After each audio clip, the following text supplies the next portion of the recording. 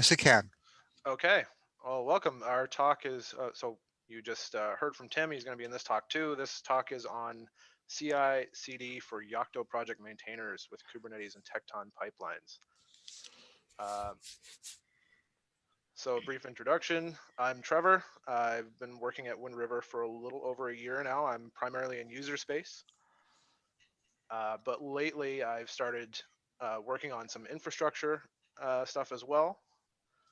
And Tim is a Yocto project architect at Intel. Trevor, could you raise your volume a bit? Sure. On your microphone, yeah. I always have this issue. Yeah, so while he's doing that, oh, or is it fixed now? I'm Max. Can you hear me? We'll work with this. Go ahead. Okay. So both of us are MetaPython maintainers. So it's the MetaPython layer for Yocto. Also very excited about Kubernetes and Tekton being used in the Yocto context. So the agenda for this talk, we're going to hand it over to Tim shortly, and he's going to talk a little bit about the state of Yocto CI/CD as it is now, and he's going to talk about Kubernetes and Tekton, the whys and hows, and then I'm going to take over again and talk about a bit about some pipelines that I've implemented, talk a little bit about shared state, some tools, and some future work, and there's also going to be a demo video in there. Disclaimer before we jump in. So we're Yocto experts, not necessarily Kubernetes experts. Suggestions are always welcome. I actually just got started with Kubernetes a couple of months ago. And the other thing is that we're focusing on a single node developer setup. So everything that I'm going to be talking about code-wise is intended to run on a single machine, but because it's Kubernetes, it's very scalable. So I'll hand that over to Tim. Yeah, so just want to talk about like where we are and where we've been, and let's go ahead and just talk about the Yocto Auto Builder and things like that. So, for people who don't know about it, the Auto Builder is based on the BuildBot framework, and over the last couple of years, we've completely refactored it to basically run on top of vanilla BuildBot. A lot of work by Richard Purdy and many others. In the Yocto project itself, the community project, we've got, I believe it's 12 bare metal machines that are all running it. It can absolutely be containerized. I've done some proof of concept of that, but so there's a few things, right? The Yocto Auto Builder has restricted access, meaning you have to be given an account to actually start any builds or to do any SSH, and that's okay, right? You want some control. It's really, really incredibly useful and powerful, but it's probably overkill for the average developer workflow. And the code that's behind it right now is very specific to the Yocto project and what we have in our cluster. Next. So, there are homegrown auto builder instances. I've done it. Trevor's done a couple. I think other people have done that. If anybody watched my Living on Master talk a couple years ago, I talked about Jenkins. But I really want to highlight there's security issues there, right? Underneath it all, it's Java and a bunch of Java libraries that are actually not being maintained at all and bit rotting. So please do not do any new work on Jenkins anymore. Please don't. Okay. There's Travis CI, all the crop stuff all runs on that, and I've done a lot with that. And right now, all of the Yocto Project Dev Day stuff and the MetaPython 2 layer, which I'm not going to be supporting anymore, that's all done through GitLab CI. Then there's other stuff. There's Circle CI and so on. Next. So just a little bit about Kubernetes and Tekton and why. So, this is containers all the way down. Kubernetes is a container orchestrator. It's the one that has basically won the war, right? So Docker Swarm is no longer really being developed, and there's a few others like Chow and whatnot that just aren't being supported from the Cloud Native Computing Foundation. It's application agnostic. You can do whatever you want with it, really, like seriously anything. It supports several different container runtimes. So we're currently using Docker and Containerd, but it also supports Cryo, which comes from Red Hat and doesn't use Docker at all. It's a little bit more lightweight. And if you want to find out more about it, you can go to kubernetes.io. Next. So why? Okay, it's everywhere. Everybody's using it. It's incredibly highly scalable. There's a lot of existing use cases, extensions, and services. A lot of people developing code on it, and it really provides a set of building blocks that you can adapt to whatever you're trying to do, rather than like a specific tailored solution. So we'd kind of say, you know, the auto builder is a very specific tailored solution, as an example. And a lot of people have been doing containerized builds more and more and more. So why not go ahead and use Kubernetes, or Kates as it's called for short, for that? Why Tekton? Well, if you're gonna use Kubernetes, you know, why use Jenkins to call a Kubernetes job, right? Why don't you use Kubernetes to call a Kubernetes job? So it's a continuous integration, continuous deployment framework for Kubernetes, which adds tasks and pipelines and actual instances, you know, a task run, a pipeline run, event listeners, so that you can, you know, respond to Git or whatever, you know, Git changes or things like that, and then templates for triggering and bindings for triggering. And you can look at tekton.dev to see that. This basically came out of some work that I've been doing with Kernel CI and Kevin Hellman and folks like that. And we found out about, you know, Tekton being just incredibly customizable, relatively easy to understand language. It's actively under deployment or under development, and it's really modern and using all these kind of modern cloud technologies. And just like surprisingly, it has this really rich dashboard and command line interface that's just been kind of a pleasure to work with. Next. So I'm gonna let Trevor take over now. Yeah, so the server that I've been doing this development on, I have a home server. It's the only node in the cluster. I've tried out other nodes, but it's currently the only one that's running. It's got 20 cores, 64 gigs of RAM, running Fedora 32 server.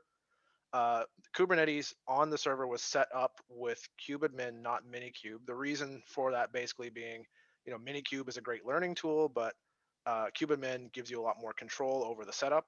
And when it comes to certain, you know, networking stuff like exposing the Tekton dashboard, for example, on a node port, minikube starts to become a bit of a hassle, and it's much easier to do things at that point on kubadmin. So minikube is a great learning tool. It was what I started on when I started learning Kubernetes, but I have since moved on to kubadmin, which I find to be much more powerful and actually accessible. So the end goal of all this, we want to be able to run build pipelines and test pipelines and be able to view them on a dashboard. And the image here might be a little small, but this is a screen capture of my dashboard running on my machine, showing a completed build from my MetaPython pipeline, which we'll get to shortly. So how do we get to that end goal? So I've got some code posted on GitHub. It includes setup instructions for setting up your Kubernetes cluster and a bunch of example pipelines. This is actually already in use in the wild. As a MetaPython maintainer, I'm actually using this to do builds twice a day to keep track of patches that people are submitting to the mailing list. So we'll start with a simple pipeline, just talk a little bit about how this is implemented. So the concept of this pipeline, so as a maintainer, when I started looking at this, I was thinking, you know, basically what you have to do is keep an eye on the mailing list, and whenever someone submits a patch for a particular layer or several patches for a layer, you need to be able to build them, validate them, and then sign off on them. So what I started doing with these pipelines was identifying a delta for all the patches between master and master next, getting a list of corresponding recipes, and then sending them to Bitbake and building them, and then reporting whether it passed or failed. So I have a very basic pipeline written for Pocky. It's all manually controlled, unlike the next one I'm going to show, but it does work in the sense that it will go and build a small number of recipes, and you know, I'll get to see if they built successfully or not every time a new patch comes in.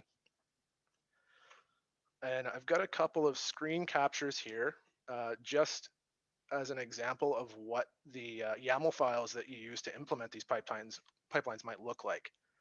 So on the left, I've got a task for setting up the workspace. So you can see at the end of the day, it's all really just bash scripts, but wrapped with some extra information for Kubernetes. And on the right, I've got an example pipeline. So it's really very simple. There's just a couple of tasks that you list out saying, I want you to run this task, and then I want you to run this one after the previous, after a certain task. And that's really it. There's not really that much to any of these files. And these can be instantiated on your cluster with a couple of commands. So I'm going to have a demo video for this in a bit, but I'm going to talk a little bit about the MetaPython pipeline. So it's the same concept as the Pocky pipeline. This is actually the meat of the code that I've written and where this all started. So for a little bit of context, when I started as a maintainer for MetaPython, I was manually building everything. So I'd check the mailing list a couple of times a day and see what patches have been submitted, make sure they were on master next.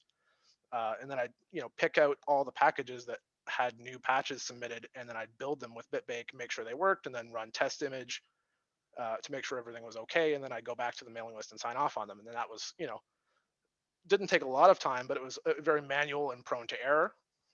So internally, I started getting familiar with Kubernetes and Tekton and started putting together a pipeline. And so I've got this running now. Again, it runs twice a day, makes maintaining MetaPython way easier. Tim and I have been talking lots about getting this extended and include new features. Like right now, we can't run test image because I haven't been able to get a virtual machine running inside the containers that all this is running in, but that's coming. That's something we're actively working on. And if you want to look at the code for this specifically, you can go to this link. I've got some more examples of what that looks like, but first a diagram that Tim put together. So this just kind of shows you what's going on. So the difference between the MetaPython pipeline I've got posted and the Pocky pipeline I've got posted is the Pocky one is manual. So there's a handful of files there that you go and you say kube control apply -f and then the file name to start them up in your Kubernetes cluster. With MetaPython, what I've done is I put together a cron job that will send an empty post to an event listener resource that will then send a trigger template that knows to start the MetaPython pipeline that will then in turn run the setup workspace, build task, and log task steps, and then report them. And the log task actually runs conditionally on whether or not the build task had anything to do. So you can see on the left there that he actually labeled that there are two different paths to the pipeline.yaml. And what that means is that you can instantiate a pipeline run yourself manually. It does essentially the same thing as the trigger template does through the event listener, but they're kind of mutually exclusive in the sense that if you've got the trigger template running, you don't really need to ever start the pipeline run yourself because the trigger template does the same thing. So just a couple of more examples of what these look like. So the MetaPython build pipeline, there's a couple of tasks listed there. You can see how they're ordered, and you can actually see the conditional check to see, did MetaPython build have anything to build? And if it says yes, this is actually just a file that Tekton puts somewhere. If that file has a yes in it, then it will go on and start the MetaPython log, which is really just a placeholder log step, but it is there. You can see an example of pipeline run, which has some hard-coded paths from my machine, but that's something we can modify later to be more modular and use what are called config map resources to simplify that and make it easier to use on different systems.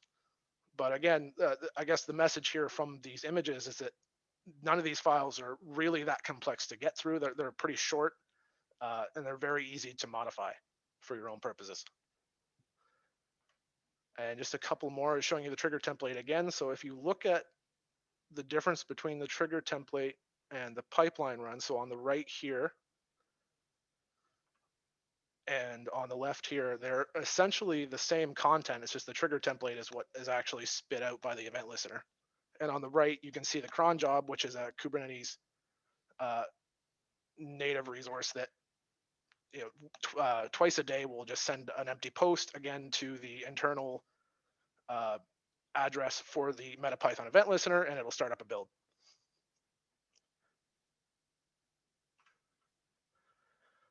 So as a final thing before we get to the demo, just as an add-on, there's actually a third pipeline, which I'm not going to detail as much. Again, this is all available if you want to go look at it. Running an automatic shared state. So what this does, it's built very similar to MetaPython, and it just goes once a day and runs, builds a handful of images from the Pocky repository to have available as an S-state cache automatically for other builds that are running in the Kubernetes cluster. And it uses an S-state mirror pointing at that.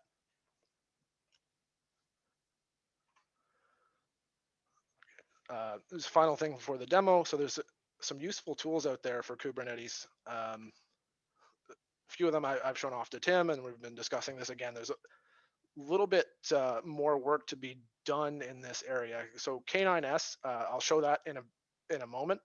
What that is it's a command line interface similar to like HTOP for kind of managing your Kubernetes cluster. You can use it to look at Tekton resources, but not necessarily view the logs directly for those. So there's a little bit of limitation there, but it can also be extended. So that's something that will be possibly added in the future.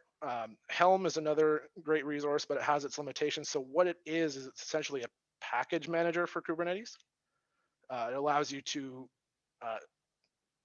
quickly deploy a bunch of resources and example deployments, but it doesn't seem to be all that compatible with Tekton. It doesn't like some of the resource definitions as far as I can tell.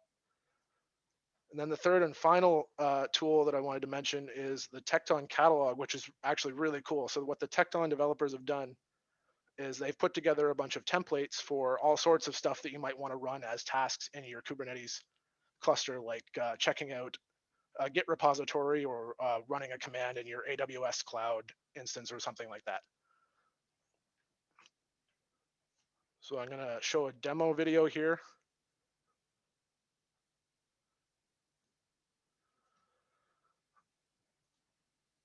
Hopefully this is large enough. So what I'm going to do, you can see me running kube control to get.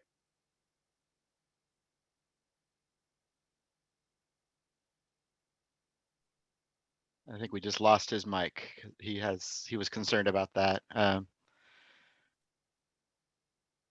So basically he ran kube control to get the cron up. Are you still here, Trevor? Yep, I think I cut out Oh. for a minute. Okay. Yeah, so what I'm doing is I was checking the cron jobs in my cluster to see what happened, and I could see that one had started a little less than an hour before I checked. So I manually started it by running a container in the cluster and just sending the post message myself. You can see on the top that this is the Tekton command line that is just spitting out some, if you spend any time with Yocto, this will look very familiar. It's just running a build. And on the bottom, you can see me kind of paging through different resources in K9S just to show what the tool actually does. Like I'm just looking at the definitions of different stuff there. In this case, the MetaPython event listener. And as other talks have done, like I've actually had this pre-built ahead of time so that the pipeline would run very quickly.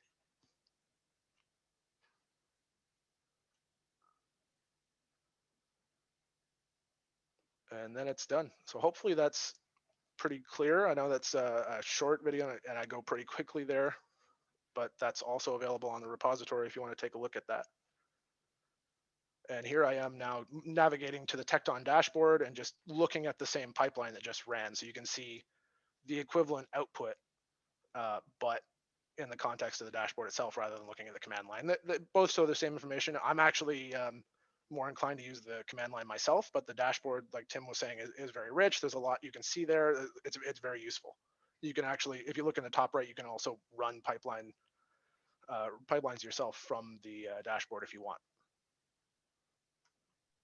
No, I think it's just looping again. Yeah. Yeah. So future work. So as I mentioned, Tim and I have been talking a lot about this, and frankly, there are dozens of ideas we've got going on for next steps to take. But one of the big ones is using trigger binding secrets and config maps. That's something that isn't there right now in any of the pipelines. Everything's pretty hard coded, and we can use these extra resources to do everything from avoid hard coding paths to setting up names of recipes or layers we want to build depending on how advanced this gets. There's proper ingress.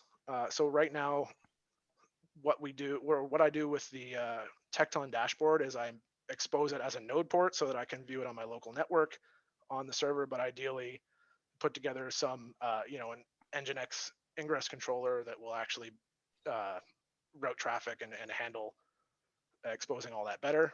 Tim And has that's been all a doing bunch of Kubernetes speak. So if you guys don't know what those terms are in those first two sentences, just go look it up on Kubernetes. They are Kubernetes specific terms. Yeah. Go ahead. Tim has been talking about trying it out on AWS or Google Cloud. And if you were watching the previous talk, you've seen that he was into virtualization, and I've kind of been talking to him a lot about potentially coming up with a solution for test image. So one of the problems that we're having right now, as I think I mentioned earlier, is the pipeline should ideally do the builds for all the packages and then do a meta Python p-test image, do a test image on that. But I haven't been able to successfully get test image working inside a container, even using Slurp and without KVM. So we might have to resort to using KubeVirt or some other solution to get that working. It's entirely possible that I've just been dancing around the right configuration in the local.conf file and the whole time, and it was easy, but future steps. And Tim, if you want to talk to the last one, I know you were working mostly on. Yeah. So I'll talk. Yeah. So just really quick about KubeVirt. So KubeVirt is another thing coming out of Red Hat. It's been around since 2016, I think, and it actually allows you to launch libvirt, virtual machines, but from Kubernetes, and you don't have to do the XML format or descriptor of the configuration. You can use the YAML format, and so it basically makes everything kind of. So for those of you who don't know, Kubernetes, it's all about these YAML files, and so all the examples you showed earlier, it's just all Kubernetes, YAML syntax, which is the more you get into using it, the more you want to have everything just be the normal Kubernetes way, right? It's like if we change everything from being Python and Bitbake to being 8 other languages, everybody get pissed off. And then finally about patchwork. So we added COS and PW client into the image that we're currently using, the container that we're currently using for building. And I've been using Patchwork client for my maintainer workflow of the layers that I maintain. So we've already proven that we can get the list of new patches from Patchwork and things like that. And we know we can do, PW client get AM to actually apply that into a tree and things like that. We just didn't have time to get all of this done. Literally, I've been doing this for maybe 2 weeks now. Trevor's been doing this for 2-3 months tops. So this is very, very, very raw, but we're very excited about it. And we've got a lot of ideas where we want to go. And we're looking very much for collaboration with other folks. And also, so shout out to Jan Luba, who's on the call. One of the ideas we've also got, instead of just doing QMU, we also want to run our tests on target. And we're discussing in the LabGrid community about perhaps launching with LabGrid. We know we could do it with Lava, but LabGrid is really intriguing to try as well. Yeah, a big shout out to Conrad Shearer too. I don't know if he's on the call. He's one of my colleagues at Wind River. He's been a big help in getting me going with all this stuff, in particular with the event listeners and everything, understanding that. Yeah, and also, Paul Barker has done a bunch of interesting stuff in the cloud that I've actually been looking at, and then all the people that spoke today about containers, right? It takes a community to do all of this stuff. There's a dozen or more people involved behind the scenes in what we're looking at. And just one more thing I'll say, I mentioned the Living on Master talk that I gave. So go back to ELCE a couple years ago. That was an implementation I did at the time within Intel, and we were pretty happy with what we did with it. But as I said earlier about Jenkins and security issues, I'm not comfortable recommending it anymore, just like I won't support Python 2 anymore. Don't do Java, don't do MetaPython, or sorry, Python 2. So we were looking for something new, and at that time I wanted to use Kubernetes because we were already using Docker containers, the crops containers for the builds, but we couldn't pull it off, right? At the time, 2-3 years ago, Kubernetes was still pretty raw. We didn't have Tekton, things like that. And over the last few months, we've been talking about this, and Trevor was just excited enough to go off and, throw his brain at this and solve some problems and get it working. And this is just us sharing what we are actually doing in our daily work now. So I'm actually building the YP Dev Day virtualization layer with Tekton now as well. So I think time for questions probably. Yep. So that's the end of the talk.